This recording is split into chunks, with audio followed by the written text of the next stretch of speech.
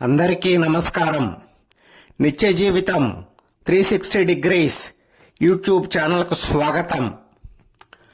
భగవద్గీత 18 అధ్యాయాల్లో 3వ అధ్యాయం అయిన కర్మయోగం గురించి ఈ వీడియోలో సింపుల్గా అందరికీ అర్థమయ్యే రీతిలో చెప్పుకుందాం. వీడియోను స్కిప్ చేయకుండా చివరి వరకు చూడండి. మనం చేసే పనులనే కర్మలు అంటారు. మనం చేసే పనే కర్మయోగం. ఇందులో శ్రీకృష్ణుడు అర్జునుడి సందేహాలకు సమాధానం చెప్తూ కర్మలను, అదేనండి, పనులను ఎలా చేయాలి, ఎందుకు చేయాలి, ఫలితాలపై ఆసక్తి లేకుండా ఎలా నిర్వర్తించాలి అనే విషయాలను వివరంగా బోధించాడు.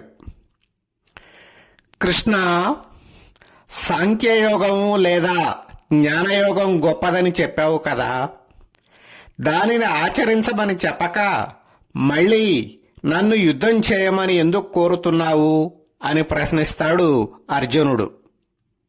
అప్పుడు కృష్ణుడు ఇలా సమాధానమిస్తాడు: అర్జున, జ్ఞాన లేదా సాంఖ్య మార్గం అనేది సన్యాసులకు మాత్రమే. వాళ్ళు మాత్రమే నిరంతర ధ్యానం, ఆత్మ విచారణ ద్వారా మోక్షం పొందుతారు. సాధారణ గృహస్థులకు ఆ అవకాశం లేదు. గృహస్థులు కర్మ మార్గాన్నే అనుసరించాలి. అంటే వాళ్ళు ఎప్పుడూ ఏదో ఒక పని చేస్తూనే ఉండాలి. తద్వారానే ఈ ప్రపంచం సజీవంగా ఉంటుంది. ఎవ్వరూ ఒక్క క్షణం కూడా పనిచేయకుండా ఉండలేరు. ప్రకృతి గుణాలు మనతో పనిచేయిస్తాయి. కాబట్టి పని మానడం అంటే కర్మ మానడం సాధ్యం కాదు. కాబట్టి గృహస్థు అయినవాడు తప్పక కర్మ మార్గాన్ని అనుసరించి తీరాలి. ఇదే కర్మయోగం అని వివరిస్తాడు శ్రీకృష్ణుడు. కర్మబంధం నుండి తప్పించుకొని మోక్షం పొందాలి అంటే కర్మలను ఎలా నిర్వర్తించాలో కూడా ఈ అధ్యాయంలో శ్రీకృష్ణుడు వివరించాడు.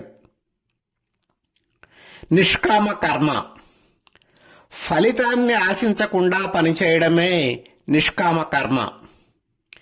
ఎల్లప్పుడూ పని మీదే శ్రద్ధ పెట్టాలి. ఫలితం దానంతట అదే వస్తుంది.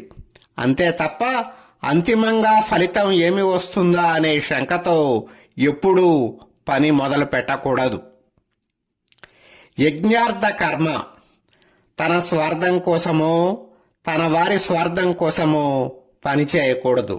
చేసే పని లోక కళ్యాణాన్ని ఆశించి చేయాలి. లోక కళ్యాణం కోసం యజ్ఞయాగాదులు ఎలా నిర్వర్తిస్తారో లోక కళ్యాణం కోసం చేసే పని యజ్ఞార్థ కర్మ. అలా చేస్తే కర్మ బంధించదు, మోక్షం లభిస్తుంది.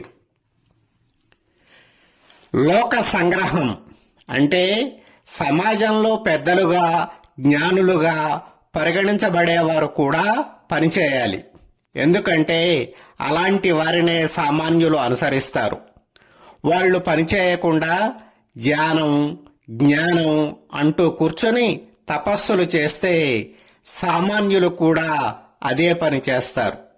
కాబట్టి లోక సంగ్రహం కోసం పెద్దలు, జ్ఞానులు కూడా కర్మలు అంటే పనులు చేయాలి అని చెప్తూ, నాకు 3 లోకాల్లో చేయాల్సిన పని ఏమీ లేదు, పొందాల్సింది ఏమీ లేదు, అయినా నేను కర్మ చేస్తూనే ఉంటాను. నేను కర్మ మానేస్తే నన్ను చూసి లోకం అంతా కర్మ మానేస్తుంది, ప్రజలు చెడిపోతారు అని అర్జునుడికి వివరించాడు శ్రీకృష్ణుడు. జనకుడు లాంటి రాజులు కూడా కర్మయోగం ద్వారానే సిద్ధి పొందారు అని గుర్తు చేశాడు. ఈ వివరణతో అర్జునుడికి స్పష్టత వచ్చింది.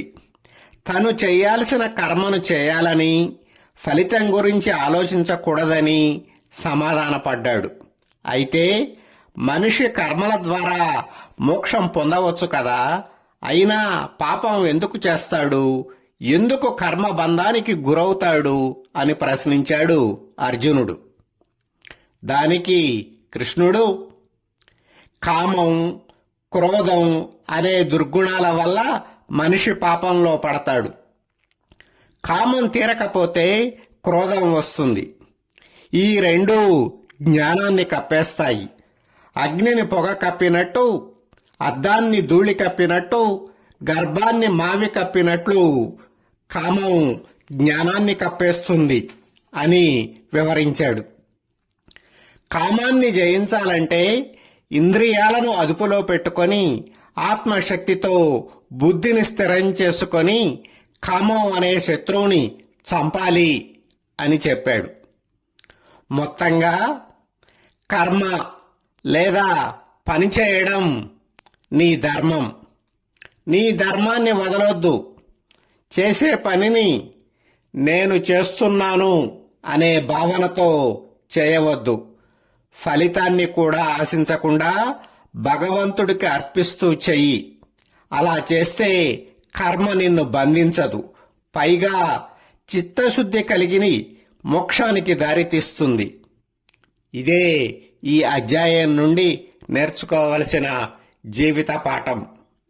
ఇలాంటి మంచి వీడియోల కోసం, భగవద్గీత 18 అధ్యాయాల కోసం వెంటనే నిత్య జీవితం 360 డిగ్రీస్ యూట్యూబ్ ఛానల్ను సబ్స్క్రైబ్ చేయండి.